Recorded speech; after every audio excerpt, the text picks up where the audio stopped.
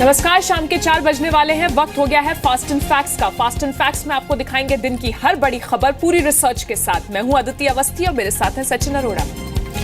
और शुरुआत करते हैं इस वक्त की बड़ी खबर से। लगातार चुनावी हार से परेशान कांग्रेस ने पश्चिम बंगाल में अपने विधायकों से वफादारी के बॉन्ड पर दस्तखत करने को कहा है। कांग्रेस विधायक सोनिया गांधी और राहुल गांधी के नेतृत्व वाली पार्टी के प्रति निष्ठा जाहिर कर रहे हैं। इसके लिए बकायदा 100 रुपए के स्टैंप पेपर पर हलफनामा लिखवाया जा रहा है। कांग्रेस नेताओं ने इसे सही ठहराया है।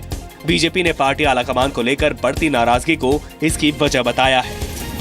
देखिए, वो तो देखिए, लोग टूट के चले जाएं इसका तो हम कुछ नहीं कर सकते। बहुत से लोग होते हैं जिनके अंदर में उतनी हिम्मत नहीं होती है कि बुरे समय में किसी पार्टी के साथ रहें। वो अपनी व्यक्तिगत कमजोरी दिखाता है।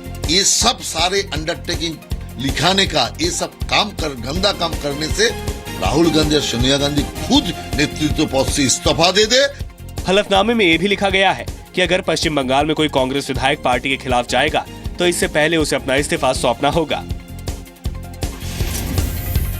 हलफनामे में पश्चिम बंगाल विधानसभा चुनाव में जीत कर आए सभी 44 कांग्रेस विधायकों से दस्तखत करवाए गए हैं। विधायकों से विधानसभा में कांग्रेस नेतृत्व के सभी निर्देशों को मानने के लिए भी हस्ताक्षर कराए गए हैं। हलफनामे के आखिर में लिखा गया है कि ऊपर लिखी सारी बातें मेरी जानकारी में सही हैं और ये माननीय कांग्रेस अध्यक्ष को समर्पित है। सूत्रों के मुताबिक पश्चिम बंगाल के कांग्रेस सांसदों, जिला अध्यक्षों और राज्य स्तर के नेताओं की बैठक में हलफनामा तैयार करने का फैसला लिया गया है। बिहार के सीवान में पत्रकार राजदेव रंजन की हत्या सिर्फ 15,000 रुपए लेकर की गई थी। बिहार पुलिस ने पत्रकार राजदेव रंजन की हत्या की गुत्थी को सुलझाने का दावा करते हुए 5 अपराधियों को सीवान से गिरफ्तार किया है। आरोपियों के पास से पुलिस ने हत्या में इस्तेमाल हथियार और बाइक भी बरामद की है। पुलिस के मुताबिक हत्या की साजिश लड्डन मियां नाम के बदमाश ने रची थी। लड्डन मियां खुद अभी भी फरार है। मुख्य शूटर है रोहित कुमार। उसने बताया है कि किस तरीके से उसने हथियार का प्रयोग किया था और एक देसी जो पिस्तौल है 7.65 बोर का, वह भी उनके पास से बरामद किया गया है। जिंदा कारतूस बरामद किया गया है और घटना में जो इस्तेमाल की गई 3 मोटरसाइकिल्स हैं वो भी बरामद की गई हैं। बीजेपी का दावा है कि लड्डन मियां सीवान के पूर्व सांसद शहाबुद्दीन का खास आदमी है। लड्डन मियां सर्वविदित है। एक बच्चा जानता है कि लड्डन मियां शहाबुद्दीन के लिए काम करता है और दर्जनों हत्या का अभियुक्त है। मामले की तह में पुलिस पहुंच रही है। उनका ब्रेक थ्रू हो गया है। बार बार पुलिस के अधिकारी कह रहे थे। एक हिंदी अखबार के ब्यूरो चीफ राजदेव रंजन की हत्या 13 मई की शाम को हुई थी। 45 साल के पत्रकार राजदेव रंजन सीवान के अपराधियों और दबंगों के खिलाफ लंबे समय से लिख रहे थे। राजदेव रंजन को कई बार धमकी मिल चुकी थी, कई बार उनसे बदसलूकी भी हुई थी। बिहार सरकार सीबीआई से पत्रकार की हत्या की सिफारिश कर चुकी है जांच की, लेकिन अभी तक सीबीआई ने औपचारिक रूप से जांच की शुरुआत नहीं की है। अयोध्या के कारसेवकपुरम में शौर्य प्रशिक्षण कैंप आयोजित किए जाने के मामले में पुलिस ने बजरंग दल के खिलाफ एफआईआर दर्ज की है। फैजाबाद कोतवाली में धारा 153A यानी 2 समुदायों के बीच दुश्मनी बढ़ाने के आरोप में मामला दर्ज किया गया है। बजरंग दल के संस्थापक और बीजेपी के राज्यसभा सांसद विनय कटियार ने राज्य सरकार पर चुनावों को देखते हुए कार्रवाई करने का आरोप लगाया है। बीएसपी ने ट्रेनिंग में शामिल लोगों को गिरफ्तार किए जाने की मांग की। बजरंग दल द्वारा एक कार्यक्रम आयोजित था जिसमें 2 समुदाय के बीच में यानी कि आपसी टकराव दिखाया गया। उस प्रकरण को पुलिस ने संज्ञान में लेकर मुकदमा दर्ज किया, कार्रवाई की जाती आती है।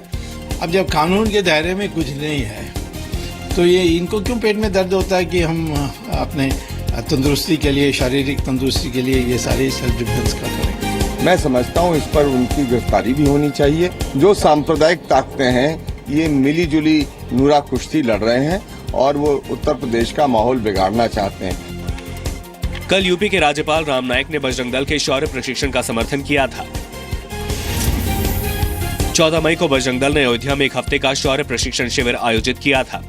कैंप में बजरंग दल के कार्यकर्ताओं को एयरगन, तलवारबाजी और लाठी चलाने की ट्रेनिंग दी गई।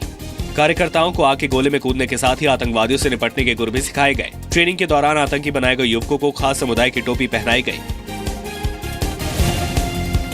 बजरंग दल ने 5 जून को सुल्तानपुर, गोरखपुर, पीलीभीत, नोएडा और फतेहपुर में भी इस तरह का ट्रेनिंग कार्यक्रम तय किया है।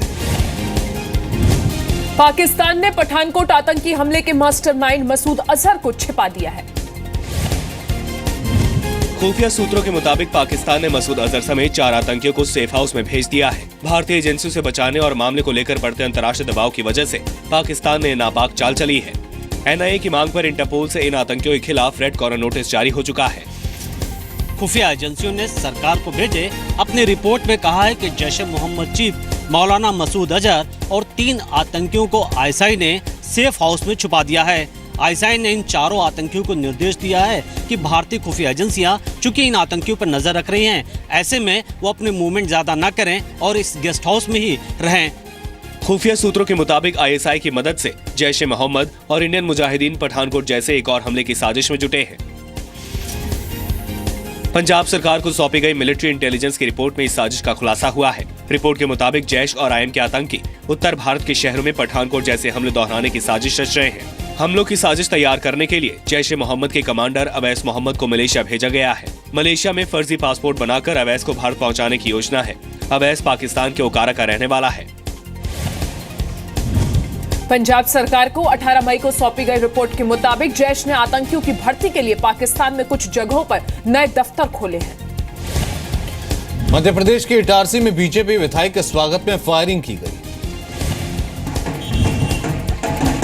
नरसिंहपुर की तेंदुखड़ा सीट से विधायक संजय शर्मा एक कार्यक्रम में शामिल होने इटारसी पहुंचे थे। विधायक की मौजूदगी में समर्थकों ने कई राउंड हवाई फायरिंग की। अचानक हुई फायरिंग की वजह से आसपास मौजूद लोग सहम गए, लेकिन विधायक ने समर्थकों को रोकने की जहमत नहीं उठाई। कांग्रेस ने विधायक पर कार्रवाई की मांग की है। पुलिस ने जांच के बाद कार्रवाई का भरोसा दिया है। मैं समझता हूँ ये नियमों के विरुद्ध है और नियम का पालन होना चाहिए और इसके विरुद्ध एक्शन लिया जाना चाहिए। जो भी तथ्य आते हैं, जो भी तथ्य प्रकाश में आते हैं जांच में, तदनुसार फिर कार्रवाई की जाएगी। बीजेपी विधायक संजय शर्मा बैतूल जिले की घोड़ा डोंगरी सीट पर होने वाले विधानसभा उपचुनाव के लिए प्रचार करने पहुंचे थे। विधायक के दौरे की जानकारी मिलने पर समर्थकों ने पुरानी इटारसी के शनि मंदिर के पास उनके स्वागत की तैयारी की थी। बीजेपी विधायक संजय सिंह उइके के निधन के बाद घोड़ा डोंगरी सीट पर उपचुनाव हो रहे हैं। बैतूल जिले की घोड़ा डांगरी विधानसभा सीट पर 30 मई को मतदान होना है। सिंहस्थ कुंभ की वजह से इस सीट पर 16 मई को वोटिंग नहीं हो पाई थी। जम्मू कश्मीर विधानसभा के बजट सत्र की हंगामेदार शुरुआत हुई। जैसे ही राज्यपाल ने अपना अभिभाषण शुरू किया, कांग्रेस और नेशनल कॉन्फ्रेंस के विधायकों ने हंगामा शुरू कर दिया। दोनों पार्टियां खाद्य सुरक्षा बिल, आफ्सपा और वन मंत्री लाल सिंह के बयान को लेकर हंगामा करने लगे। हंगामा इतना ज्यादा होने लगा कि राज्यपाल का भाषण किसी को सुनाई नहीं पड़ा। बाद में कांग्रेस और नेशनल कॉन्फ्रेंस के विधायकों ने सदन से वॉकआउट किया। इन इश्यूज पे एक ये कि नफ्सा जो ये गवर्नमेंट दावा कर रही थी ये बिगेस्ट अचीवमेंट है हमारी गवर्नमेंट का, वो बिगेस्ट फेलियर साबित हुआ। रिहेबिलिटेशन और रिलीफ में कमी पेशी रहा है, उसको लेकर हम लोगों ने गवर्नर एड्रेस को बायकॉट किया है। ये चलता रहेगा। This is the din and noise of democracy and we welcome it, we enjoy it. निर्दलीय विधायक इंजीनियर रशीद ने भी बजट सत्र के पहले दिन हंगामा किया। महबूबा मुफ्ती के मुख्यमंत्री बनने के बाद पहली बार जम्मू कश्मीर विधानसभा का सत्र शुरू हुआ है। विधानसभा का बजट सत्र 30 जून तक चलेगा। बजट सत्र में पंडितों के लिए कॉलोनी और सैनिक कॉलोनी के अलावा राज्य के लिए स्वायत्तता का मुद्दा उठ सकता है। आमतौर पर बजट सत्र फरवरी के महीने में जम्मू में होता है, लेकिन इस बार राज्य में राज्यपाल शासन होने की वजह से इसमें देरी हुई।